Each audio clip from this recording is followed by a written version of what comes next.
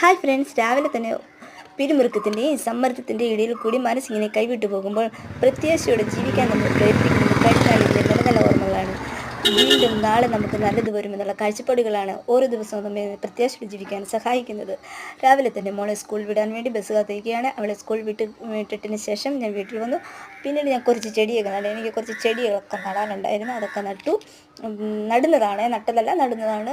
പിന്നെ ഒരു മുളകിൻ്റെ തൈ ഉണ്ടായിരുന്നു നമ്മുടെ വീടിന്. ഇങ്ങനെ ചെടികളോടും പൂക്കളോടും പുഴകളോടും ഒക്കെ ഇങ്ങനെ കൂടി നടക്കുമ്പോൾ നമുക്ക് വല്ലാത്തൊരു മനസ്സിന് ഭയങ്കര സന്തോഷമാണ്. ഇതൊക്കെ നടുന്നതും പിന്നെ ഇതിനെയൊക്കെ വളർത്തുന്നതൊക്കെ ഭയങ്കര സന്തോഷമാണ്. പിന്നെ ഇതിന് കോഴി വന്നോട് വെള്ളം കുടിക്കുന്നതാണ്.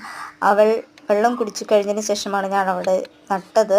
അല്ലെങ്കിൽ അവൾക്ക് ഡിസ്റ്റർബ് ആയാലോ എന്ന് ഞാൻ വിചാരിച്ചു. അങ്ങനെ അവൾ വെള്ളം കുടിച്ചതിന് ശേഷം പോയി. പിന്നെ ഞാൻ അതൊക്കെ നട്ടു. പിന്നെ കൈയൊക്കെ കഴുകിയിട്ട് വന്ന് വീട്ടിൽ വന്നിട്ട് പിന്നെ പൂരി ഉണ്ടായിരുന്നു കഴിക്കാൻ. അതും കഴിച്ചു. അപ്പോൾ ചാനൽ ഇഷ്ടപ്പെട്ടാൽ എല്ലാവരും സബ്സ്ക്രൈബ് ചെയ്ത് സപ്പോർട്ട് ചെയ്യും.